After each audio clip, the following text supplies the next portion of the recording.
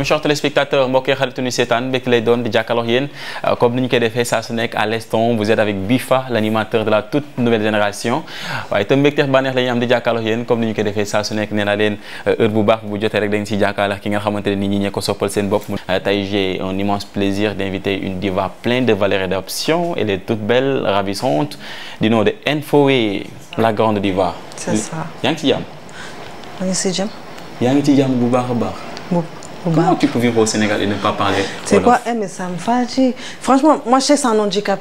Le fait déjà d'origine sénégalaise et de ne pas parler la langue. Ouais. Et après, bon, je suis née, j'ai grandi en France, tu vois, ça fait très peu. Depuis quand tu es née en France ou bien? Ouais. Alors salut en fait les téléspectateurs qui te suivent à travers RDV, Radio Dunia Vision, Bibuzz. Vous les saluez? Salut à tout le monde, salut à tout mon public et à tous ceux qui vont me découvrir. Ma ci kontaan saa su nekk di ko dalal moom itam mon ami de valeur l'incontestable Feno Bébé, l'enfant chéri de Kouljo, l'homme qui nous vient de Dubaï. Il est là au Sénégal, il est venu tout juste en fait ñëw suñu émission Bibuzz. Avec modestie quoi. Yeah boy naka yaa ngi ci jàmm. Boy ko ni ngeen. Ah nuyu naa la bu baax a baax mon frère. Waaw di la sant di rafetlu invitation bi. Bon. Au calme, cool. Prêt pour nous débattre? Non, nous tassaré. Mais on va essayer aussi de discuter avec la grande diva Enfoé, une diva qu'on apprécie tous. Elle est là au Sénégal, juste pour voilà, pour quelle mission Enfoé? Bon, c'est pour la promo de mon single, hein, mon dernier single que j'ai sorti récemment, ça essaye. Et voilà. Après, je te montre pas qu'il y a aussi, j'en profite pour passer des vacances. Mais... Alors, si je te pose une question, qui est Enfoé exactement? Bah, Enfoé, je suis une artiste, auteure, interprète. Comme je te dis, je vis à Paris. Ça fait une dizaine d'années que je suis dans la musique. J'ai fait une longue pause, je suis revenue en 2007 avec pas mal de singles. Et actuellement, je suis sur la sortie de mon EP qui verra le jour, j'espère, Inch'Allah, en décembre. Bientôt. Ouais. En 2007, on m'a appelé pour collaborer sur un projet avec un rappeur. Et en fait, j'ai beaucoup enchaîné les collaborations avec les rappeurs. D'où aussi, on va dire, le côté rap, donc le R&B. Et ça fait peu que j'essaie de revenir au Sénégal justement pour faire vraiment un retour aux sources et apporter cette touche d'africanité dans mes musiques. D'où est venue cette inspiration-là? Vous vous êtes dit clairement que bon voilà, ces gens, j'écris pour donner les gens, alors bon voilà, il faut que je consomme pour moi-même pour donner à la population. J'écrivais parce que déjà j'aime écrire et parce que c'était une sorte d'échappatoire et ça me permettait vraiment de pouvoir commencer les studios quoi. Et en fait, je me disais que bon voilà, tu aimes tellement les musiques américaines, que tu vis en France et bon voilà, tu es sénégalaise. Ouais. Une Sénégalaise qui ne parle pas wolof. Ouais, c'est grave, merci de le préciser. Mais non, ouais, comme je te dis, ça m'a bercé. J'écoutais beaucoup la musique afro-américaine. Mais voilà, après, c'était les musiques à l'ancienne, on évolue. Voilà, la musique, elle évolue aussi. D'où le mix aujourd'hui. Enfin, je veux dire, j'ai cette culture-là. Ouais. Et d'où le mix avec la tendance aujourd'hui. Donc, comme je te dis, le style, c'est vraiment afro, afro-pop. Afro-pop. Ouais. Ok mon ami de valeur l'incontestable Feno Bébé tey ñu invité la suñu plateau. mu nekk koo xamante ne franchement yàgg nañu ko sàkk waaye itam voyage bi moo taxoon. mais qui est Feno exactement? c'est pour ñi nga xamante ne suñu population suñu téléspectateurs yi la xam. Feno benn waay la bu dëgg Rufisque juddoo Rufisque bon j'ai un peu bougé mais bon aday ni Rufisque bi moom mooy toog. moo des si yow ba tey fu mu nekk comme ça après ñu commencé di toppandoo ay rapport ay artistes nekk si Fosco yi genre pour frimer un peu quoi tu vois début bi dafa ñu woon rap pour def rap mais dañ doon def rap pour attirer l'attention quoi tu vois.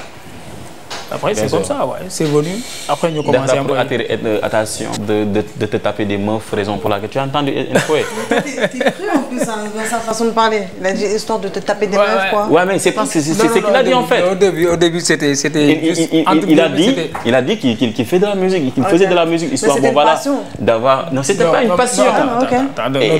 Il le faisait histoire d'avoir des meufs bon en fait c'est joli corps parce que bon voilà si tu vas dire. Ça a marché. Non, ça a très bien marché même. Ça a très bien marché. Raison pour laquelle je te dis qu'il s'est tapé des mots quoi avec. Au début man Canabasse moo tax may rap Canabasse laa doon déglu d'ailleurs fu ma dem dama koy wax comprendre nga. Parce que Canabasse playboy la quoi. Non pour moi c'est une légende quoi. Bien sûr. Mais j'ai un début pour tout. Ce n'est plus le cas léegi nii xam nga Feno porteur de voix la Feno dafa am ñu koy roy instant bi idée bi mooy yéegal rap bi. yóbbu ko au niveau international sama diwaan Rufisque. bien sûr man maay porte-drapeau bi.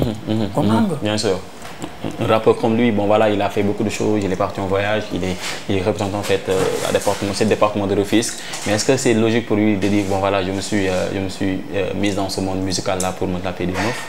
Bah non, après moi je suis personne pour dire si c'est logique ou c'est pas logique. Je pense que dans tous les cas, il faut une raison pour chacun. Il y en a qui se sont retrouvés dans la musique comme ça par hasard.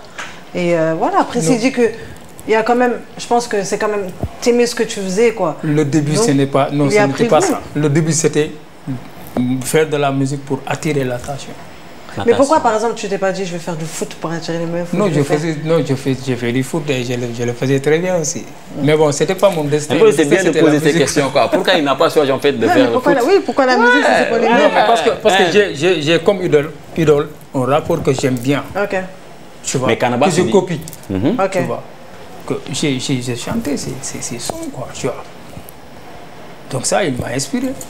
Après, je suis personne, mais bon. Je l'ai fait comme ça, mais après ça a rapporté ses fruits, boy. J'en suis sûr que c'est seulement les meufs qui vont le suivre. Non, mais arrête, bien sûr. Parce que bon voilà, tous ces meufs là, ils vont le lâcher après cette émission là, parce que bon voilà, le fait de se dire que. Non, yow bu ma jaxase ak public bi non c'était pas waxuma la ne dama doon def rapport am show, mais dama ne la début bi tamit xam nga parce que Bifa mu ngi koy def bu ñu gisee ay boy lañ quoi, boo nekkee boy da ngay am influence quoi. nga gis ki ne xam nga Bifa dóor na wàcc booy ñu ngi koy waaw. dóoruma de waxal yow. non dóor sound quoi. ah dóor waaw boo yéegee concert wàcc gis nga ni booy bi xam nga saa yi mu ngi koy tasaare. léegi ñun tamit bu ñu nekkee booy dañ doon gis loolu on se dit waaw mais pourquoi pas parce que tamit foog ñu dóor ñun ñu tasaare. loolu moo nekkoon idée foofu la toll woon quoi. dóor voilà bi mu nekkoon booy. ah yow pour nga dóor il faut yow da nga naan gis sa grand di dóor. voilà yow tamit da nga bëgg a dóor. damay dóor mais après dama am amour bi parce que dama gis benn rapport boo xam te ni man dama koy like dama ko kiffé di ko topp moo ma yokkal franchement tu as entendu non? Ouais, il a dit que bon voilà à l'âge de tout petit il a vu ses grands taper des meufs, il est aussi non, lui mais du fric aussi. Il s'est dit que bon voilà moi aussi je vais me taper des meufs quoi. Je te parle de son infidélité, c'est parce que bon voilà il a eu à sortir une de ses singles et un clip intitulé Infidèle. Il est toujours infidèle, il ne parle que de l'amour. Voilà, t'as mis l'opposé, t'as mis celle qui se plaint de l'infidélité des ouais. hommes, qui critique toujours les hommes. Non, tu le regardes une fois. Moi, ben mot boobu rek la xam ci wolof moo tax. C'est parce que les saay comme vous. Je sais ce que je chante.